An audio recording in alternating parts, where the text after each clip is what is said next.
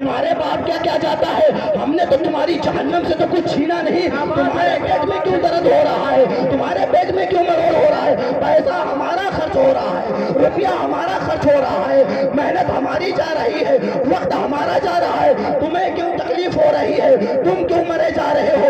تم کیوں پریشان ہو رہے ہو؟ عزیزان ملت اسلامیہ, آج یہ کہتے ہیں ڈیجے شامل کر لیا تو جلوس محمدی حرام.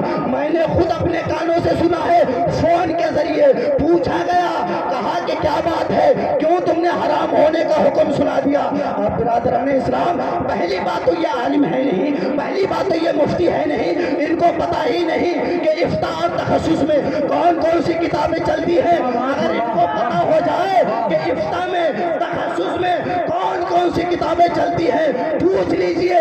اگر پڑھی ہے الاشباہ والنظائر تو ان کو معلوم ہونا چاہیے الاشباہ والنظائر حرام آپس میں جمع ہو جائے تو ترجیح ہمیشہ حرام کو دی جائے گی, ترجیح ہمیشہ حرام کو دی جائے گی, فوقیت ہمیشہ حرام کو دی جائے گی. اور یہ نہیں ہے کہ صاحب جلوس محمدی میں ہم نے ڈی جے لگا لیا, ہم نے ساؤنڈ لگا لیے تو جلوس نکالنا ہی حرام ہو گیا. کس دلیل سے تم حرام کہتے ہو؟ یہی دلیل ہے نا کہ حرام چیز کو ہم نے شامل کر لیا تو وہ چیز حرام ہو گئی. تو بتاؤ, تمہارے باپ کی شادی میں ڈی جے بجا تھا یا نہیں بجا تھا؟ اگر تمہاری باپ کی شادی میں نہیں بجا ہوگا تو دادے کی شادی میں بجا ہوگا, دادے کی شادی میں نہیں بجا ہوگا تو پردادے کی شادی میں بجا ہوگا.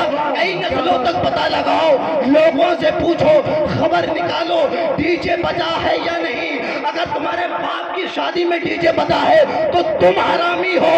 اگر تمہاری کئی نسلوں سے پیچھے ڈی جے بجا ہے تو تمہاری کئی نسلیں حرامی ہیں. یہ چیزیں کہتے ہیں. نعرہ تکبیر. تو میں کیا گونگے بھی بول پڑتے ہیں, کیا بات ہے, بے شک جواب دینے کے لیے تیار ہو جاتے ہیں. عزیزان ملت اسلامیہ, کیونکہ میں کسی مسجد کا امام نہیں ہوں بلکہ میں خود حافظ طاہر صاحب کے مدرسے میں تدریس کی خدمت انجام دے رہا ہوں. برادران ملت اسلامیہ, کیونکہ مجھے کسی کی ناراضگی کا خوف نہیں ہے, نہ تو میں کسی کو خاطر میں لاتا ہوں اور نہ تو میں کسی کے روب میں آتا ہوں. وہی کہتا ہوں جو بات حق ہوتی ہے, کیونکہ اپنے بھی خفا مجھ سے ہیں, بیگانے بھی نہ خوش. میں زہر حلاحل کو کبھی کہہ نہ سکا قند, اور بات وہی کہتا ہوں سمجھتا ہوں جسے حق نے ابلۂ مسجد ہوں, نہ تہذیب کا فرزند کیونکہ میں آئینہ ہوں. دکھاؤں گا داغ چہروں کے, جسے برا لگے وہ سامنے سے ہٹ جائے. کیونکہ یہ تمام چیزیں ہماری ہوتی ہیں, کیونکہ کسی پھیلے حرام کے حلال میں شامل ہو جانے سے داخل